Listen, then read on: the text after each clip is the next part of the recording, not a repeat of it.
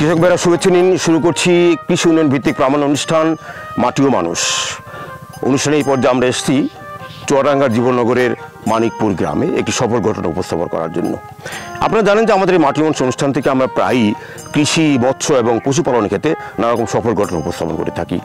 সফল ঘটনার সফল মানুষ হিসাবে আমাদের আজকের নির্বাচিত সফল মানুষ হচ্ছেন এই মানিকপুরের সজল আহমেদ।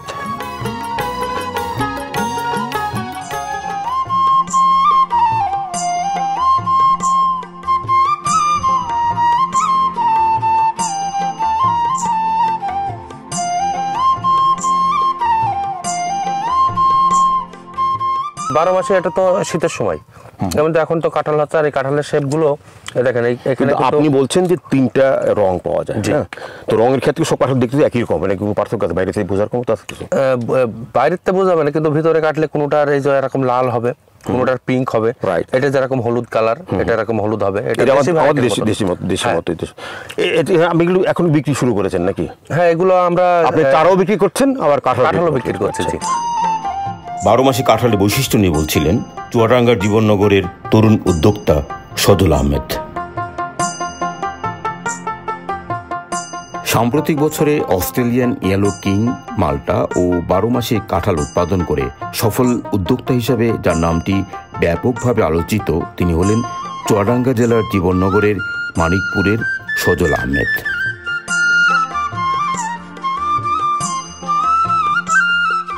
মিশ্র ফল বাগান হিসাবে এই সমন্বিত ফল বাগানের শুরুটা ছিল 2009 সালে। 7 বিঘা দিয়ে শুরু হওয়া নার্সারি ও ফল বাগানের বর্তমান আয়তন 140 বিঘা, যার অবস্থান জীবননগরের মানিকপুর, সিংনগর ও সন্তোষপুরে।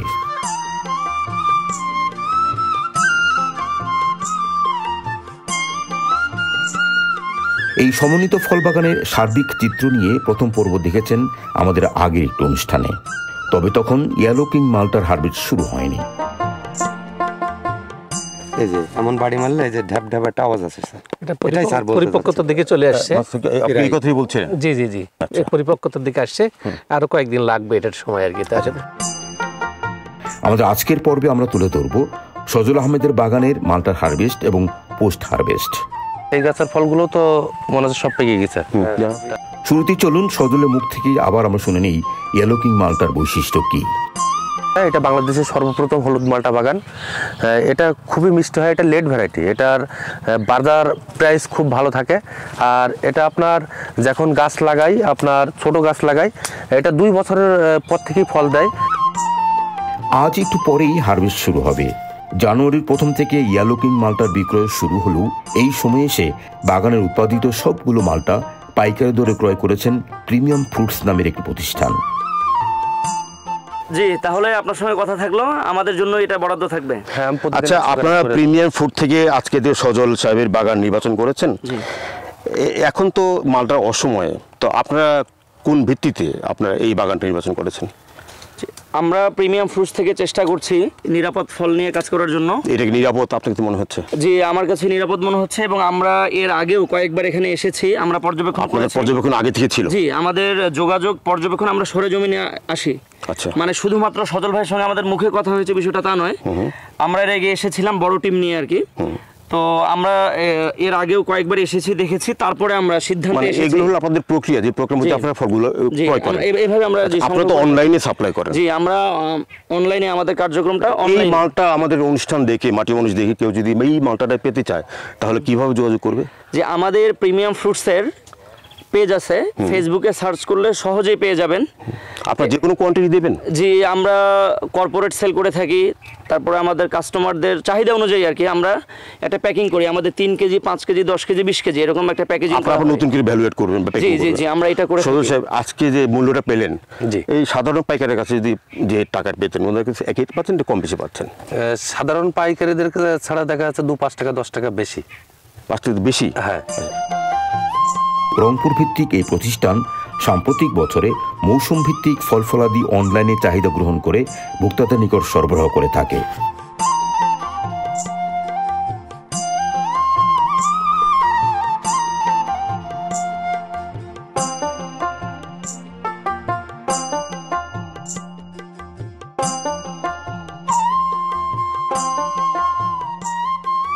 সজল, এই যে কাটলেট আপনি না এখন এরপর কি করবেন এগুলো?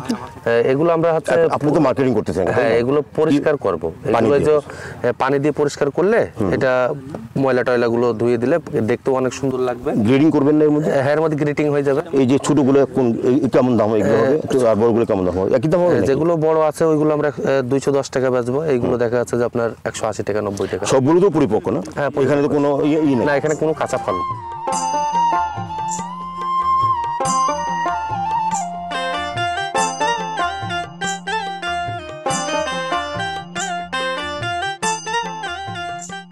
আমারও বাগান আছে, ওরই প্রেরণাতে আমি প্রায় আপনি আজকে যে চিত্র দেখতে পাচ্ছেন এই মালটার অবস্থা, আপনার কি মনে হয় বাংলাদেশে আগামীতে দেশীয় মালটার সম্ভাবনা চাহিদা কেমন হয়? আমি খুবই আশাবাদী যে মালটা যেগুলো ইম্পোর্টেড হয় ওগুলো আস্তে আস্তে ইম্পোর্ট বন্ধ হয়ে যাবে, এবং মালটাতে ইম্পোর্ট করতে যে আমাদের ফরেন কান্ট্রি চলে যাচ্ছে ওটাও বন্ধ হবে ইনশাল্লাহ। এই মালটা যদি ব্যাপক চাষ আমরা উৎসাহিত করতে পারি, যারা ফল চাষি বা কৃষক তারা লাভবান হবে, সেম টাইম আমাদের দেশের অর্থনীতিতে একটা অবদান করে মনে করি। যেমনটি আপনি বলছিলেন যে এগুলো সম্প্রসারণ করা সম্ভব এবং একটা কৌশল, কি কৌশলে সম্প্রসারণ করা যায়, আপনার পরামর্শটা কি? আমি ইতিমধ্যে তারই অনুপ্রেরণাতে প্রায় 14 বিঘা, আমার বাড়ি দর্শনাতে, আমি ঢাকাতে প্রাইভেট ফার্মে চাকরি করি, আর কোম্পানি সিইও হিসেবে আছি, বাট ওরই অনুপ্রেরণা এবং ওর বাগানগুলো সবই আমি ভিজিট করি। কিন্তু সজল যেভাবে ব্যাপক পরিসরে তৈরি করেছে সবার কাছে তো এই সম্ভব নয়। না, আমি বলবো যে যতটুকু জায়গা আছে, 10 কাঠা হোক বা 5 কাঠা হোক বা 1 বিঘা হোক, কেউ টেস্ট বেশি শুরু করতে পারে, তার পরামর্শ নিয়ে আসে। আচ্ছা, আমার সজলের একটু পরামর্শ নেই। সজল এরকম কতজন মানুষকে আপনি উদ্বুদ্ধ করেছেন? এরকম কয়েক 100 লোক হবে, এরকম বিভিন্ন জায়গার থেকে, বিভিন্ন প্রান্ত থেকে, বাংলাদেশের থেকে অনেক, তারপর দেশের বাইরের থেকেও আমাদের কাছে তারা নিয়ে গেছে। ইভেন তো ইন্ডিয়া থেকেও আসে। যে গতি সৃষ্টি হয়েছে সজলকে দেখে, আপনার কি মনে হচ্ছে? আমি খুবই আশাবাদী এই গতি আরো স্পিড বাড়বে এবং এটা অব্যাহত থাকবে বলে মনে করি। এবং বিশেষ করে আমি দেখতে পাচ্ছি যে তরুণ যারা শিক্ষিত কৃষি উদ্যোক্তা হতে যাচ্ছে বা অনেকে জব ছেড়ে দিয়ে এই সমস্ত কাজে নামতেছে, এটা ভাবতে ভালো লাগতেছে। সজল, কোন শ্রেণীর মানুষ উদ্বুদ্ধ হচ্ছে আপনার কি মনে হয়? উদ্বুদ্ধে আপনার শিক্ষক, ছাত্র, না বুদ্ধিজীবী, পেশাজীবী? ছাত্র, বিদেশি প্রবাসী ভাইরা, মানে সবাই এটার প্রতি হচ্ছে উৎসাহ হচ্ছে। তার মানে এইগুলো এমনি ধান চাষ, পাট চাষ থেকে অনেক লাভজনক হচ্ছে ফল চাষ। আপনার জীবননগরে কত একর জমিতে এরকম মতো মিশ্র ফল বাগান হয়? আয়তনে আপনার বললাম যে এই বছর আমার প্রায়, এখন গত সপ্তাহে আমার কাছে রিপোর্ট নিলাম, সেখানে দেখলাম প্রায় 4000 হেক্টর আমার স্থায়ী ফল বাগান আছে। আমরা যদি 10 বছর পিছনে যাই তাহলে কত 10 বছর আগে তো আপনার হয়তো 200 হেক্টর ছিল না। 200 একর। আচ্ছা, আগামীতে এই সমস্ত লার্নিংগুলো নিয়ে আপনার উপজেলা কি ভাবছেন আপনারা? আমরা এই ফলে সমৃদ্ধ করবো। আমরা বলছি ফলের রাজধানী বানাবো আমরা জীবননগরকে, যাতে এক নাম সবাই চিনে এখানে যে ফলের রাজধানী জীবননগর। কারণ সমস্ত ফলে আমার এখানে থাকবে, আমরা সেই প্ল্যান করছি। আমাদের যে ফল আমদানি করতে হয়, আমরা সেই আমদানিটা কমাতে চাচ্ছি জীবননগরের ফল দিয়ে। আর একটি বিষয় সরকারও জোর দিচ্ছেন যে ফল উৎপাদনে নিরাপদ ফল উৎপাদন করতে হবে, সেক্ষেত্রে জৈব বালাইনাশক ব্যবহার করার প্রতি কৃষকদের আগ্রহ হচ্ছে। এই ক্ষেত্রে কৃষি বিভাগের আপনাদের তদারকি কি? এটা মজার বিষয় যে আমার কৃষি উদ্যোক্তা যারা তরুণ উদ্যোক্তা, তারা কিন্তু নিরাপদ ফল উৎপাদনের তারা অনেক যত্নশীল এবং তারা জানে এটা। এবং জৈব বালানাশক যেগুলো, এগুলো তো চমৎকারভাবে এখানে ব্যবহার হচ্ছে। এখানে যত আধুনিক জৈব বালানাশক যেগুলো আছে সেগুলো এখানে ব্যবহার হচ্ছে, কারণ রাসায়নিক ব্যবহার এখানে কোনো কম করে এরা। আপনি জৈব সার থেকে বললেন, বিভিন্ন পেস্টিসাইড, জৈব পেস্টিসাইড যেগুলো আছে এগুলো তারা যথেষ্ট ব্যবহার করে আমাদের এখানে। আচ্ছা, ধরেন একটা কৃষক, নতুন উদ্যোক্তা এই নার্সারি দেখে, সজলের নার্সারি দেখে উদ্বুদ্ধ হলো, সেই ক্ষেত্রে কি এখান থেকে চারা সংগ্রহ করে, তারা সংগ্রহ করার পর আপনাদের সঙ্গে তাদের লিয়েটা কেমন হয়? সংগ্রহ করার আগে আমাকে কৃষি অফিসকে ফোন দেয় যে এর কাছে চারা নেওয়া যাবে কিনা, তার বিশ্বস্ততা যাচাই করে, অথেন্টিক কিনা। এটা অনেক ক্ষেত্রে দেখা যায় যে জায়গা বেশি থাকাতে মানে অনেক ফল পাওয়ার জন্য ঘন ঘন চারা লাগায়, সেক্ষেত্রে কি ওই পরামর্শ দেন, মানে কৌশলগুলো, রোপণ কৌশল? হ্যাঁ, সেটা রোপণ কৌশল, পরিচর্যা সব পরামর্শ দেওয়া তাদেরকে। আর এই সমস্ত মালটা বাগানে তো রোগবালাই হয়, এইসব ক্ষেত্রে কি আপনাদের আমাদের পরামর্শ কন্টিনিউ আছে, দিয়ে যাচ্ছে আমরা।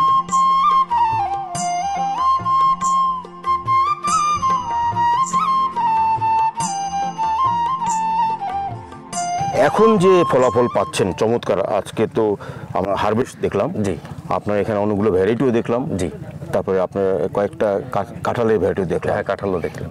এই মুহূর্তে এসে আপনার অনুভূতিটা কি, বা আপনি এখন কিভাবে কি স্বপ্ন দেখছেন আরও আপনার এই বাগানকেটাকে নিয়ে? আমি এই বাগানটা নিয়ে আরও স্বপ্ন দেখছি যে আমি 2030 সালের ভিতরে আমার কাছে আপডেট অনেক অনেক ভ্যারাইটি আছে, যে এগুলো যাতে আমি বাংলাদেশের সব প্রান্তে সব জায়গায় যাতে ছড়াই দিতে পারি। বিদেশি রামবুটান, অ্যাভোকাডো এইসবগুলো নিয়েও আমি কাজ করছি, যাতে এগুলো সব জায়গাতে হয়, নিজেদের চাষ করতে পারে। খালি দেখা যাচ্ছে আমাদের বাইরের দেশ মানে তাকিয়ে থাকা লাগবে না। আমাদের দেশের জিনিস, আমাদের দেশে আর্থিক চাহিদা পূরণ হবে, বেকারত্ব মুক্ত হবে। এগুলো সম্প্রসারণের জন্য মানুষ, কারণ তো নতুন জিনিস, তাই না? জি। এগুলো খাওয়ার ক্ষেত্রে মিষ্টতা কেমন, সব কিছুর ক্ষেত্রে আপনি কিভাবে সম্প্রসারণ করছেন এই জিনিস? আমি সম্প্রসারণ করছি, আমি এই ফলগুলো আপনার স্কুলের বাচ্চাদের খাওয়াচ্ছি। আমার এখানে প্রতিদিন হাজার হাজার দর্শনার্থী আসছে। স্কুলও নিয়ে খাওয়াচ্ছেন? হ্যাঁ, স্কুলের বাচ্চাদের আমি নিয়ে খাওয়াচ্ছি।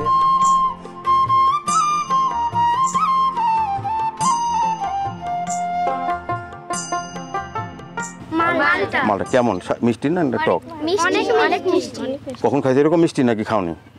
বাবা আনে না, দোকান থেকে আনে না, বাজার থেকে? সেটা কেমন স্বাদ? সেইটা থেকে এটা বেশি স্বাদ। এটা বেশি স্বাদ? আচ্ছা, এখন তো এটা খাওয়া, তাই না?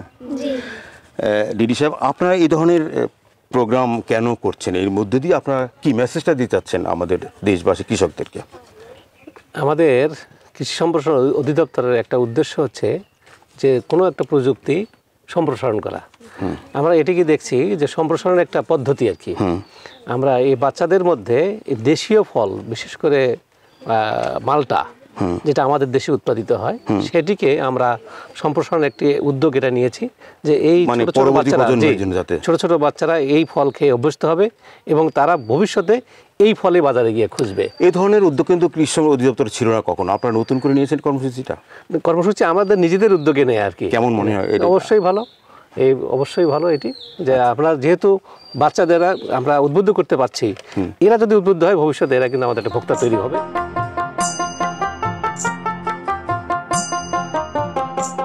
কোন কোন চ্যালেঞ্জ কি আপনার আছে এই বাগানের মধ্যে? রোগবালাই সাধারণত যেগুলো হয় এগুলো আহামরি কোনো কিছু না, এগুলো আমি নিজে বুঝি যে কখন কোন ওষুধ দেওয়া লাগবে, কখন কি সার দেওয়া লাগবে, এগুলো আমার লক্ষ্য দর্পণে চলে এসেছে। আচ্ছা, এখন কি মনে পড়ে না যে এক সময় আপনার এলাকার প্রতিবেশীরা বলতো যে সজল কি করবে, পাগল হয়ে গেছে, এখন তারা কি বলে? দেখেন এখন আপনার যখন হচ্ছে একটা জিনিসের সফলতা আসে, সেখন সবাই বলে যে তুই, আমি কিন্তু জানতাম তুই পারবি, কিন্তু আগে কিন্তু আমাকে সবাই বলেছে যে পাগল হয়ে গেছে, এ মালটা কুমড়া বাংলাদেশে হবে না, কিন্তু এখন সবাই বলে যে, এখন উৎসাহ করে যে আমি জানতাম তুই পারবি। আপনার তো কমলাও আছে? হ্যাঁ, কমলাও আছে। এই মালটা ছাড়া আপনি কমলার কয়েকটা ভ্যারাইটি আছে, ওগুলো সব হারভেস্ট শুরু হয়ে গেছে? হ্যাঁ, কমলা আমাদের দার্জিলিং সাতুকি ওইগুলো সব শেষ হয়ে গেছে, চায়নাও শেষ হয়ে গেছে, এখন গাছে সাউথ আফ্রিকার কমলাটা আছে। এখানে একটি আপনি শুরুতে বলছিলেন যে আপনার বাবা এটার প্রতি আগ্রহ ছিল না। জি। কিন্তু এখন তো আপনার বাবা আগ্রহ কেমন বলে? এখন তো এখন শুনেছি অসুস্থ। জি, অসুস্থ। কেমন আছেন এখন? উনি এখন আলহামদুলিল্লাহ এখন ভালো আছে। এখন সে খুশি যে আগে তো বাগানে আসতো সে। হ্যাঁ, আগে বাগানে আসতো, এখন অসুস্থর পরে বাগানে আসতে পারে না। এখন খুশি যে এগুলো আসলে আমি ঠিক করছি। চলেন আমরা ওনার সাথে একটু কথা বলি। হ্যাঁ, চলেন। সজল আজ স্বপ্ন দেখছেন তার বাগানের পরিধি বাড়াবেন আরও, কিন্তু একটি কথা না বললেই নয়, তা হলো যার হাত ধরে সজলের বিশাল বাগান তৈরি এবং এত আলোচিত হলেন, সে মানুষটি কে? সে মানুষটি তার বাবা আব্দুল আলিম। বাবা আব্দুল আলিম এখন আর একটি বারের জন্য বাগান আসতে পারেন না। পরপর কয়েক দফা স্ট্রোক করায় সজলের বৃদ্ধ বাবা এখন প্রায় নির্বাক। সজল মা হারিয়েছেন 2013 সালে। এক বুক কষ্ট নিয়েও সজল সারাক্ষণই পড়ে থাকেন বাগানে। সুযোগ পেলেই ছুটে যান বাবার কাছে। হাতে থাকে বাবার জন্য নিজের বাগানের মালটা, আবার কখনো কমলা। আপনার মালটা নাকি সবাই মিষ্টি আর কি পছন্দ করছে, আপনি একটু খেয়ে দেখেন তো।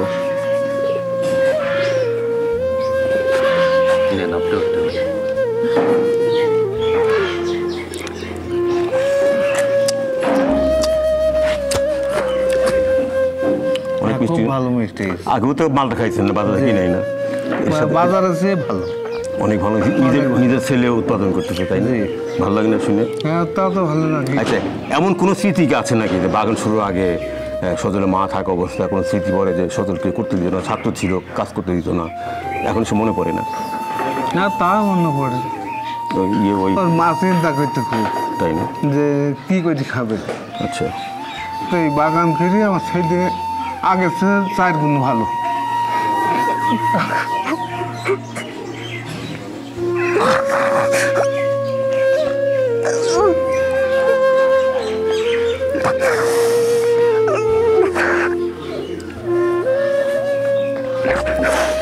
এটাই হলো সজলের সাফল্যের পিছনে একটি কাহিনী, যে কাহিনীর সাথে জড়িত ছিল তার বাবা। বাবার হাত ধরেই সজল আজকে এই পর্যায়ে। আজকে বাবা অসুস্থ, তার দেখার সামর্থ্য নেই, হাঁটার সামর্থ্য নেই, কিন্তু তবু সজলের স্বপ্ন তিনি বাস্তব হোক এটি আশা করেন। সজলের ভাবতে কষ্ট হয়, 2 মাস আগেও পুরো বাগান জুড়ে ছিল বাবার পদার্পণ। সেই বাবা এখন একাকী বসে আছেন, অপেক্ষায় থাকেন সজল কখন আসবে।